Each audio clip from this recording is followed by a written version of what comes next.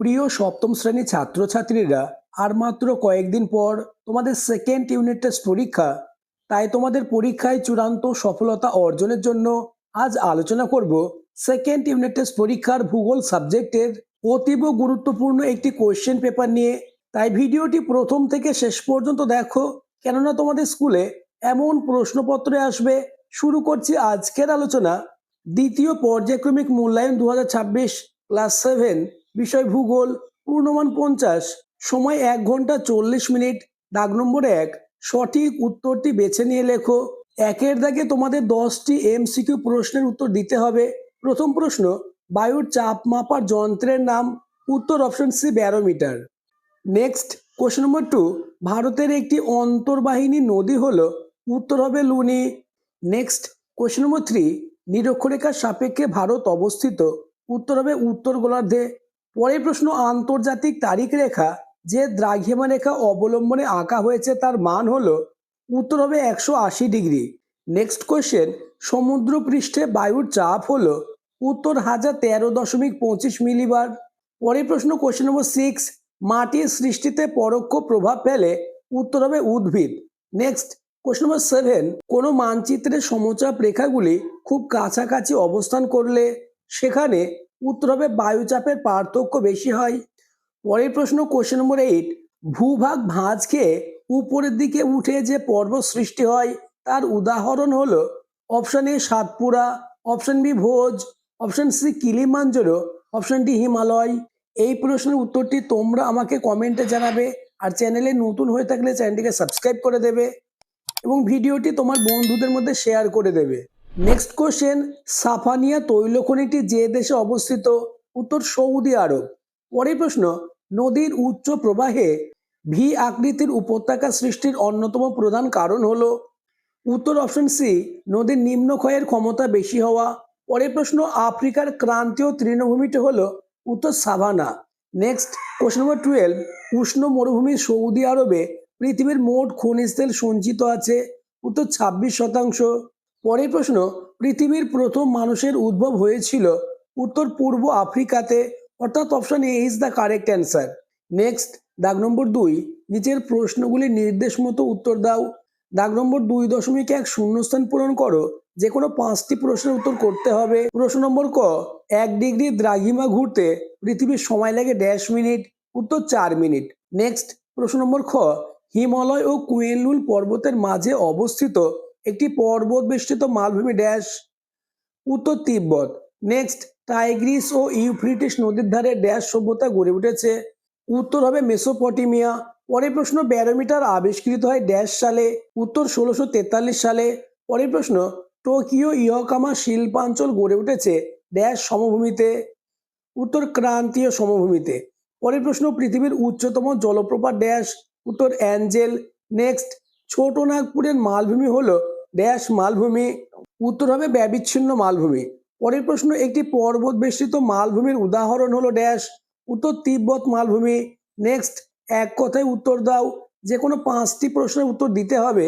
প্রথম প্রশ্ন, প্রশ্ন নম্বর ক, পৃথিবীর ক্ষুদ্র প্রতিরূপকে এক কথায় কি বলা হয়? উত্তর গ্লোব। আমি তোমাদের ভূগোল পাঠ্য বই খুঁটিয়ে সব থেকে বাছাই করা, অর্থাৎ মোস্ট ইম্পর্টেন্ট প্রশ্নই দিয়েছি।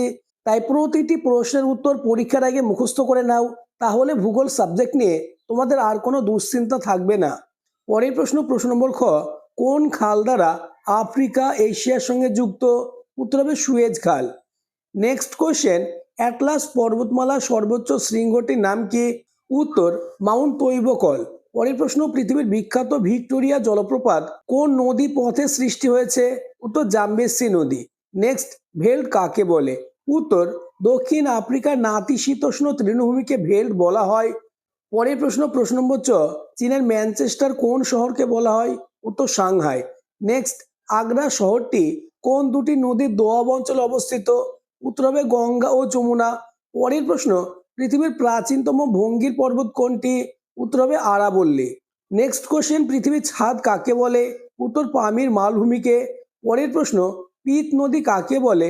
উত্তর এশিয়ার অন্যতম দীর্ঘ নদী হুয়াংহোকে পিত নদী বা হলুদ নদী বলা হয়। নেক্সট, দাগ নম্বর 3, অনধিক 30টি শব্দে উত্তর দাও, যে কোনো 4টে, অর্থাৎ 3-এর দাগে তোমাদের 4টে 2 মার্কের প্রশ্নের উত্তর দিতে হবে। প্রথম কোশ্চেন, পৃথিবীর বৃহত্তম নদী আমাজনে কোনো বদ্বীপ না থাকার 3টি কারণ লেখো। উত্তর, নাম্বার 1, আমাজন নদীর মোহনায় সমুদ্র অত্যন্ত গভীর। নাম্বার 2, মোহনায় সমুদ্র স্রোত ও জোয়ার ভাটার প্রকোপ খুব বেশি হয়। নাম্বার 3, আমাজনের উপনদীর সংখ্যা কম হওয়ায় বাহিত পলি মোহনায় পৌঁছানোর আগেই সমুদ্র স্রোতে ভেসে যায়। অথবা টিকা লেখো ওপে। পরের প্রশ্ন, জলপ্রপাত কাকে বলে? উত্তর, নদীর গতিপথে কঠিন ও কোমল শিলাস্তর পর্যায়ক্রমে লম্বভাবে অবস্থান করলে কোমল শিলাস্তর দ্রুত ক্ষয়প্রাপ্ত হয়ে নদী খাত খাড়াভাবে নিচে নেমে যায় এবং জলধারা উপর থেকে নিচে সজোরে আছড়ে পড়ে, একে জলপ্রপাত বলে। অথবা লোয়ের সমভূমি কাকে বলে? উত্তর, মরু অঞ্চলের অতি সূক্ষ্ম বালুকণা বায়ুর দ্বারা বয়ে গিয়ে বহু দূরে কোনো নিচু জায়গায় দীর্ঘদিন ধরে সঞ্চিত হয়ে যে সমভূমি সৃষ্টি করে তাকে বলা হয় লোয়ের সমভূমি। পরের প্রশ্ন, হামাদা কি?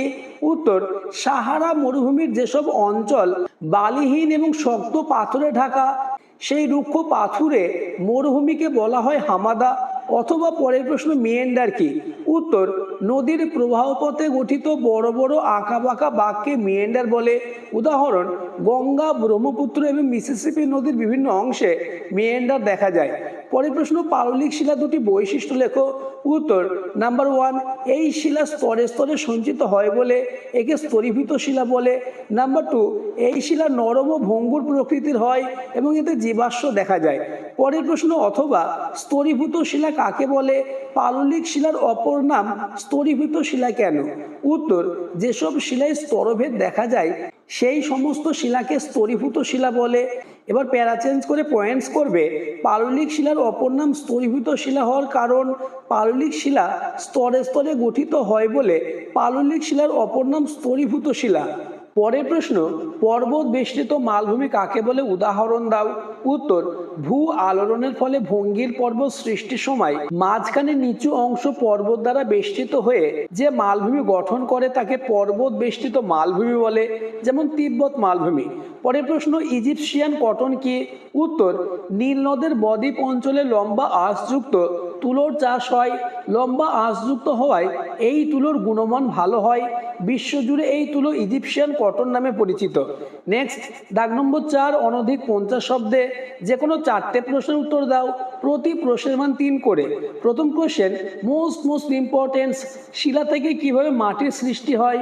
উত্তর, মাটির সৃষ্টির প্রক্রিয়াটি অত্যন্ত ধীর গতির। যেমন প্রথম পয়েন্টস করবে চূর্ণী ভবন, রোদ, বৃষ্টি, বায়ু প্রবাহ প্রভৃতি প্রাকৃতিক শক্তির প্রভাবে আদি শিলা ভেঙে চূর্ণ বিচূর্ণ হয়, যাকে রেগুলিত বলে। দ্বিতীয় পয়েন্টস জৈব মিশ্রণ, এই রেগুলিতের সঙ্গে মৃত উদ্ভিদ ও প্রাণীর দেহাবশেষ যুক্ত হয়। তৃতীয় পয়েন্টস মাটি গঠন, দীর্ঘকাল ধরে রাসায়নিক ও জৈবিক পরিবর্তনের ফলে এই রেগুলিত শেষ পর্যন্ত উর্বর মাটিতে পরিণত হয়। পরের প্রশ্ন, ভূমিরূপ কয় প্রকার ও কি কি? উদাহরণ সহ লেখো। প্রশ্ন নম্বর খ, 3টি প্রাচীন সভ্যতার নাম লেখো, সেগুলি কোন কোন নদীর তীরে গড়ে উঠেছিল? উত্তর, 3টি প্রাচীন সভ্যতা ও সংশ্লিষ্ট নদীর নাম। নাম্বার 1, সিন্ধু সভ্যতা, সিন্ধু নদীর তীরে গড়ে উঠেছিল। নাম্বার 2, মিশরীয় সভ্যতা, নীল নদের তীরে গড়ে উঠেছিল। নাম্বার 3, মেসোপটেমীয় সভ্যতা, যেটি টাইগ্রিস ও ইউফ্রেটিস নদীর তীরে গড়ে উঠেছিল। নেক্সট কোশ্চেন, ইয়োকোহামা শিল্পাঞ্চলের বিশেষ বৈশিষ্ট্য লেখো। নেক্সট, প্রশ্ন নম্বর গ, পূর্ব আফ্রিকায় গ্রস্ত উপত্যকা সৃষ্টি হয়েছে কেন? উত্তর, ভূ অভ্যন্তরে প্রবল চাপের ফলে ভূত্বকে ফাটল বা চ্যুতির সৃষ্টি হয়। দুটি সমান্তরাল চ্যুতির মাঝখানের অংশ যখন নিচে বসে যায় তখন সেখানে লম্বা ও সংকীর্ণ গ্রস্ত উপত্যকা সৃষ্টি হয়। পূর্ব আফ্রিকার মহান গ্রস্ত উপত্যকায় এভাবেই পাতের চলনের ফলে তৈরি হয়েছে। পরের প্রশ্ন, বদ্বীপ কাকে বলে? বদ্বীপ গঠনের 3টি শর্ত লেখো। নেক্সট, নীল নদের নিম্ন অংশে বন্যা হয় কেন? উত্তর, নীল নদের উৎস অঞ্চল অর্থাৎ ইথিওপিয়ার উচ্চভূমিতে বর্ষাকালে প্রচুর বৃষ্টিপাত হয়। এই বৃষ্টির জল নীল নদ দিয়ে প্রবাহিত হয়ে যখন নিম্ন অববাহিকায় পৌঁছায় তখন নদীর জল ধারণ ক্ষমতা ছাড়িয়ে যায়, ফলে প্রতি বছর নীল নদের নিম্ন অববাহিকায় প্লাবন বা বন্যা দেখা দেয়। পরের প্রশ্ন, আফ্রিকা মহাদেশকে অন্ধকারাচ্ছন্ন মহাদেশ বলা হয় কেন? নেক্সট, দাগ নম্বর 5, অনধিক 80টি শব্দে যে কোনো দুটি প্রশ্নের উত্তর দাও। 5 গুণ 2 সমান 10। এই প্রশ্নগুলি আলোচনার আগে যারা এখনো আমার চ্যানেলটিকে সাবস্ক্রাইব করোনি, এখনই চ্যানেলটিকে সাবস্ক্রাইব করে দাও এবং ভিডিওটি তোমার বন্ধুদের মধ্যে শেয়ার করে দাও। প্রথম কোশ্চেন, মানব জীবনে পর্বতের গুরুত্ব বা ভূমিকা বর্ণনা করো। পরের প্রশ্ন, উচ্চ প্রবাহে নদীর কাজ ও কি কি ভূমিরূপ গঠন করে তা ব্যাখ্যা করো। নেক্সট, মাটি কিভাবে দূষিত হয় এবং এর প্রভাব কি। নেক্সট এবং আজকের আলোচনা last question, question number 4, Asia মহাদেশের কোন জলবায়ুতে কি ধরনের স্বাভাবিক উদ্ভিদ দেখা যায় তা বিস্তারিত আলোচনা করো। আজকের আলোচনা এই পর্যন্ত। প্রতিটি প্রশ্ন সমান গুরুত্বপূর্ণ। যেহেতু তোমাদের আগস্ট মাসের ফার্স্ট উইকে এক্সাম শুরু, তাই প্রতিটি প্রশ্নের উত্তর পরীক্ষার আগে মুখস্থ করে নাও। আর যারা আমার এই ভিডিওটি শেষ পর্যন্ত দেখলে তারা আমাকে কমেন্টে MORE মোর লিখে কমেন্ট করবে। আমি দেখতে চাই কারা কারা এই ভিডিওটি শেষ পর্যন্ত দেখলে।